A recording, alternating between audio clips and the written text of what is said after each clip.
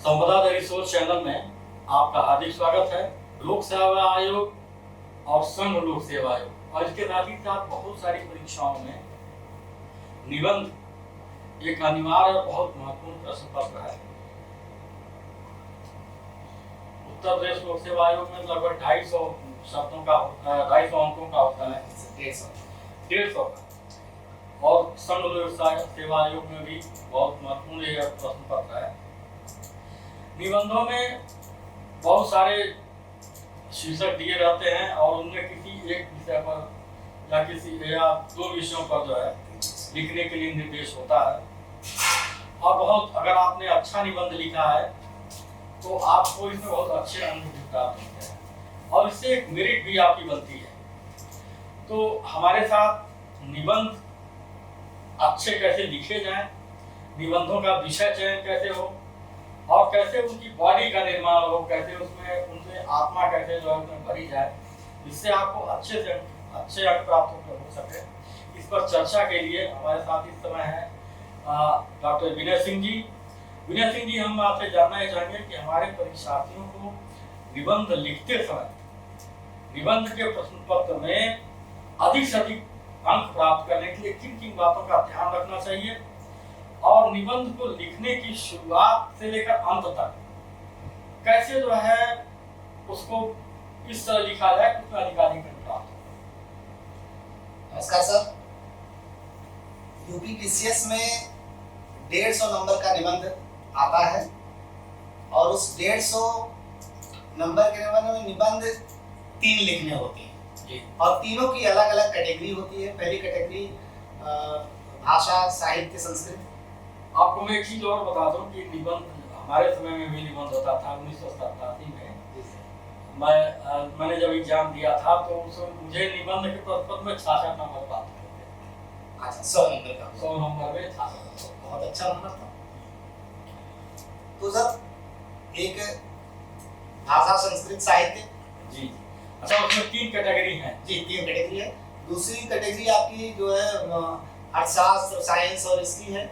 तीसरी कैटेगरी आपकी इंटरनेशनल रिश्ते और अंतरराष्ट्रीय रिश्ते और आपके करंट अफेयर्स, इन सारे के हैं। तो तीनों में से आप यानी कि निबंध में एक ही ध्यान दे परीक्षार्थी कि 3 कैटेगरी के निबंध जो है वो होते हैं जी, जिसमें कि एक विषय जो है वो भाषा और संस्कृति है, साहित्य और संस्कृति है, साहित्य और संस्कृति को लेकर के। दूसरा जो है विज्ञान और अन्य सारे विषयों का है और तीसरा जो है करंट टॉपिक को लेकर के। अब तीनों से आपको एक एक निबंध करना है। अच्छा, तीनों पोर्शन से आपको एक एक निबंध करना है। तीनों में 3-3 दिए रहते हैं। अच्छा, उसमें से एक एक चुनना है। अच्छा, तो आप तो भाग के कहीं नहीं जा सकते, आपको इसलिए तीनों उस पर आपको बराबर पकड़ बनाए रखना है। समय में एक ही निबंध लिखना नहीं, आईएएस में आज भी एक ही निबंध है। हां, यूपीपीसीएस में या और पीसीएस में, यूपीपीसीएस में 3 निबंध है, बाकी और का तो बाहर का मुझे इसमें ध्यान नहीं है। लेकिन जो यूपीपीसीएस का जो अभी मेंस होने वाला है उसके संदर्भ में कुछ महत्वपूर्ण बातें बताऊंगा, हालांकि आप सब लोग जानकार हैं। उन सब बातों में छोटी छोटी बात को अगर आप लागू कर लेंगे तो जो निबंध आप 90 नंबर पा रहे हैं, 100, 110, 115 पा रहे हैं, मेरी जानकारी में बहुत अच्छे नंबर लोगों ने पाए हुए हैं और मुझे खुद ठीक ठाक नंबर मिले थे, 123 नंबर और अबव 150 में। अच्छा, तो मुझे नंबर मुझे मिले हुए हैं और ऐसा नहीं, सतत मैंने नंबर पाए हुए हैं। और एक आध बात को छोड़ दिया जाए तो मैं एक आपको बताऊं कि निबंध की जो भाषा, वो जो शरीर है उसका, बॉडी जो है वो कैसा होना चाहिए। वो स्पिंडल शेप होना चाहिए, तर्क रूप का, यानी ऊपर पतला, बीच में मोटा, फिर नीचे पतला। जी जी जी, ठीक है। मूली देखा होगा, मूली आप देखिए तो ऊपर हल्का सा पतला रहेगा, फिर बीच मोटा रहेगा, फिर नीचे आकर के पतला होता है। तो तर्क, स्पिंडल शेप। आप प्रस्तावना दीजिए 100 शब्दों में, उपसंहार करिए 100 शब्दों में, नीचे एकदम ऊपर एकदम नीचे 100। फिर दूसरा पैराग्राफ जहां आप उस समस्या के इतिहास से परिचय कराते हैं और उस समस्या को खोलते हैं पूरा। ये हो गया तीसरे पैराग्राफ, ये हो गया आपका 150 का। तीसरा पैराग्राफ आपका 200 का होगा, जहां पूरा आप विस्तृत परिचय देंगे आपकी समस्या का, जिसपे आपको लिखना है निबंध। चौथा पैराग्राफ होगा जहां आप समाधान देंगे, और वो आपका 150 का हुआ। और लास्ट आपका उपसंहार जो होगा वो 100 का। यानी कि अगर 700 का निबंध है, 700 शब्दों का जी, तो शुरू में जो है, शुरू और आखिर में 100, उसके बाद दूसरा और चौथा 150 हो गया, 20 का 200, 20 का 200, 20 का जो है 200 शब्दों का आ गया। इस तरह आपका जो है आकार 700 का। ये आइडियल जो है, ये आदर्श रूपरेखा है इसकी बॉडी की। अब हम आते हैं कि हम किसी भी निबंध की शुरुआत कैसे करते हैं। पहली बात तो निबंध के विषय में जो एक सूत्र वाक्य कहा गया है बहुत बढ़िया से, कि निबंध विचार, प्रसूत एवं तथ्य प्रधान होने चाहिए। निबंध जो है विचार प्रसूत हो और तथ्य प्रधान हो, यानी विचार से, उनकी उत्पत्ति विचारों से है, लेकिन उसके सपोर्ट में आप जो रखें जो है वो तथ्य हो, उसको आपकी बात को जस्टिफाई करता हुआ तथ्य हो, कि कहीं किसी का कोट कर रहे हैं, कोई आंकड़े दे रहे हैं, आपकी बातें बिल्कुल लच्छेदार और हवाई ही ना हो, और जस्टिफाई होता चले, और आपकी भाषा बड़ी दुरूह ना हो, सरल हो, सरस हो, ताकि पढ़ने में उसको इंटरेस्ट आए। नहीं, बहुत लच्छेदार और बड़े शब्द नहीं होने, वाक्य नहीं होने, ना, छोटे वाक्य हों जी, और बिल्कुल जो है वो उनका सटीक होने चाहिए जी। अब शुरुआत आप सार्वभौमिक शब्दों से करते हैं। पहला पैराग्राफ हमेशा सार्वभौमिक होता है। मैं आपको बताऊं कि जैसे G20 पर आपको निबंध लिखना है जी। अब आपको शुरुआत कैसे करनी है? G20 एक बहुत महत्वपूर्ण और मतलब करंट है ये जी, और इस पर क्वेश्चन आ सकता है जी, निबंध भी इस पर आ सकता है जी। तो मैं शुरुआत G20 की बताऊं कैसे आप करेंगे। जब पहले आप यहीं से शुरू किए, मैं जब माँ की गोद में था, मेरी चेतना वहीं तक सीमित थी और मुझे लगता था कि ये गोद ही मेरा संसार है। फिर मैं कदमों से धीरे धीरे चलने लगा, तो आंगन में पूरे घूमता था, तो लगता था कि संसार आंगन जितना बड़ा है। फिर मैं थोड़ा सा बड़ा हुआ, आंगन के पार अपने द्वार पर आया और वहां तक टहलता था, तो फिर लगा कि जो है यहाँ संसार यहाँ तक है। फिर मैंने पढ़ाई शुरू की, तो 2-4 किलोमीटर तक जाता था, मुझे लगता था यहाँ संसार है। फिर ऐसे ही व्यवस्था के क्रम में मुझे लगता धीरे धीरे ये हुआ कि पूरा संसार ही एक बड़ा गांव लगने लगा मुझे।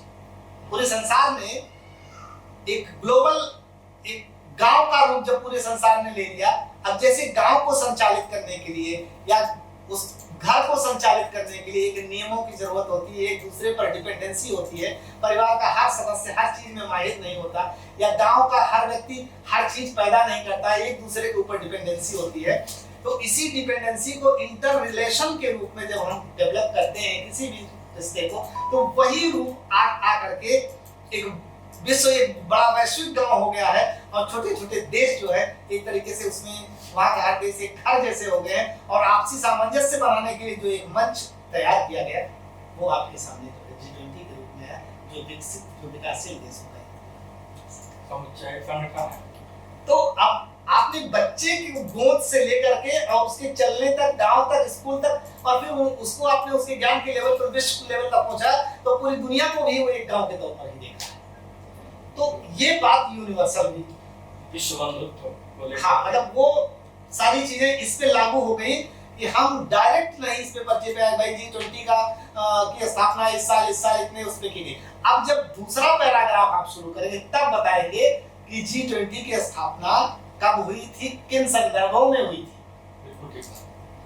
तीसरे में आप आएंगे कि G20 का वर्तमान चैलेंजेस क्या है, G20 में आज भारत की भूमिका क्या है, G20 में हम इस समय क्या क्या कमियां आ रही, क्या क्या जो है मतलब इसकी प्रिविलेज क्या है, क्या कमियां हैं। और जब चौथे में हम आएंगे तो हम उन कमियों को सामने रखते हुए उनका एक समाधान, एक सुझाव अपने लेवल पर जब हम उनको देंगे, तब जाकर के जो है हमारा चौथा पैराग्राफ पूरा होगा। और पांचवें पैराग्राफ में हम आएंगे, बताएंगे फिर उसी का उलट, जो आपका प्रस्तावना था उसी का उलट, उसी का जस्ट जो है अपोजिट करते हुए हम ला करके यहाँ पे करेंगे 100 शब्दों। हाँ, 100 शब्दों में कि अगर हम जो है इस तरीके से दुनिया के विकास के साथ साथ जब हर व्यक्ति का विकास जुड़ा होता है। पूरी दुनिया का विकास होगा, देश का विकास होगा, देश का विकास होगा तो राज्य और घर से होते हुए व्यक्ति के विकास पर ला करके खत्म करेंगे आप। जहाँ से व्यक्ति से आपने शुरू किया था, बच्चे को गोदी से शुरू किया था और लाके आप पहुंचाए थे दुनिया तक, वैसे दुनिया के विकास को ला करके आप जब व्यक्तिगत विकास पर सीमित कर देंगे तो आपका ये जो G20 का जो उद्देश्य है ये भी ठीक बात है। वैसे निबंध के लिए इस समय जो महत्वपूर्ण विषय है जैसे ग्लोबल वार्मिंग को लेकर के या प्राकृतिक विविधताएं जो है इसमें बहुत आ रही है, ये ग्लोबल वार्मिंग का ही है। या जो है आप एक चीज और भी कह सकते हैं कि ऊर्जा की नई जो संभावनाएं हो रही है, हाइड्रोजन एनर्जी की बात चल रही है, या अभी जम्मू कश्मीर में जो रियासी में मिला है वो जो जो इलेक्ट्रिक व्हीकल है उनके लिए बैटरी का जो मिला लिथियम।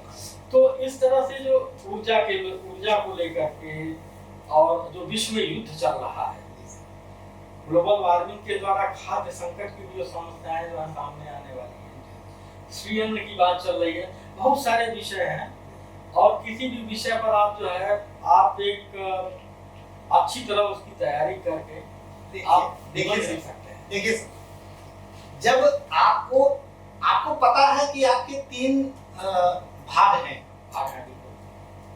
साहित्य और संस्कृत को लेकर के, अब करंट वाला और बीच का आपका जो है विज्ञान और उसका, तो आपको तैयारी तीनों करनी है। अब आप इस समय देखिए कुछ घटनाएं ऐसी हैं कि जो है तो कंटेम्पोररी आपकी जो इस समय घटना घटित हो रही है करंट अफेयर की, लेकिन उसको ला करके आप साहित्य से जोड़ सकते। जैसे एक फिल्म आई थी अभी आदि पुरुष।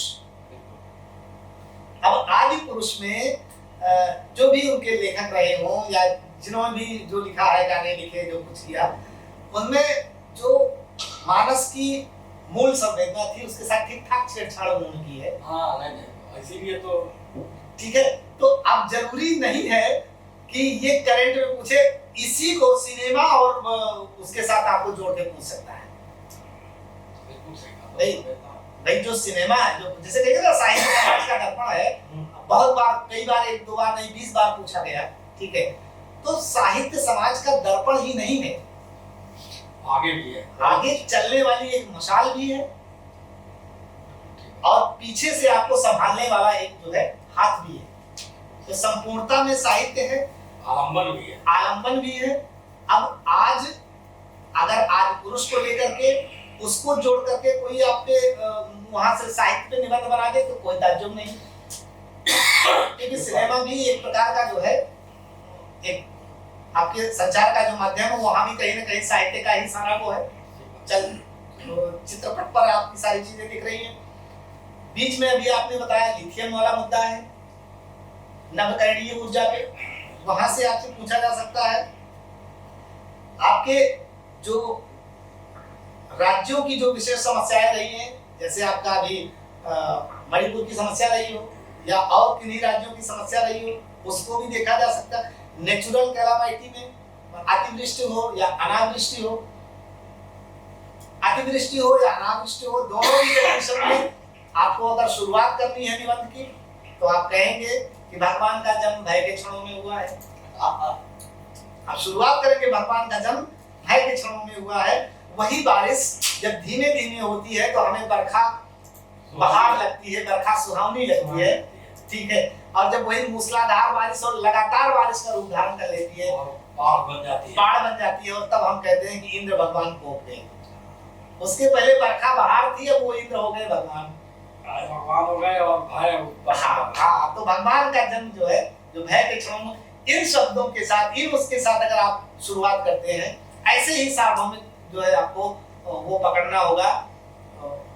बिल्कुल ठीक बात है।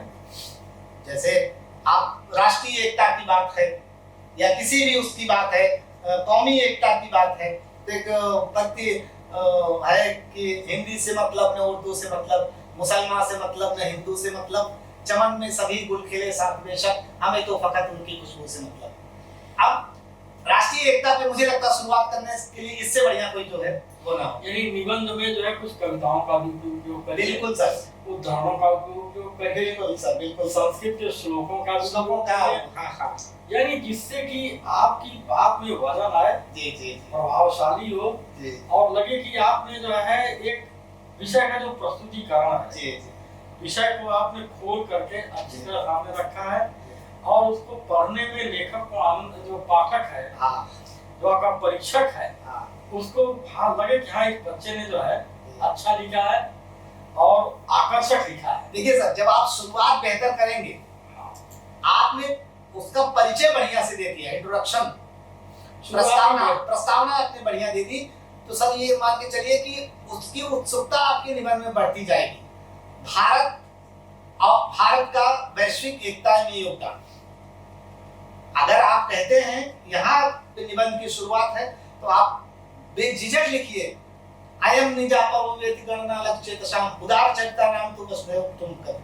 हम उस संस्कृति के पोषक रहे हैं, उस संस्कृति में हम जीवित हैं जहाँ पूरे विश्व को जो है वसुदेव कुटुंबकम, पूरी वसुधा ही जो है हमारा परिवार है। यानी देखिए प्रभाव पादक शब्दों का उपयोग करिए और एक व्यापक फलक पे, व्यापक सोच के साथ अगर आप निबंध को लेंगे जी, और जैसा कि आपको बताया कि विचार प्रसूत और तथ्य प्रधान हो, विचार आपके जो है साफ दिखे, तो अगर आप इस भावना के साथ निबंध लिखेंगे, इस विचार के साथ निबंध लिखेंगे, तो निश्चित तौर पर परीक्षक पर उसका एक अलग प्रभाव पड़ता है।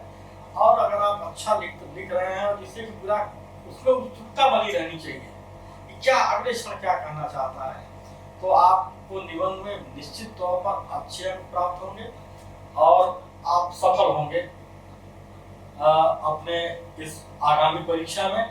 तो विनय सिंह जी, आपका बहुत बहुत धन्यवाद कि आपने निबंधों की एक डिटेलिंग जो है हमारे आने वाले आगामी जो हमारे परीक्षार्थी हैं उनके सामने रखी और निश्चित रूप से उन्हें लाभ होगा और परीक्षा में उनको निबंध के पद में अच्छे अंक प्राप्त होंगे। आपका बहुत बहुत धन्यवाद।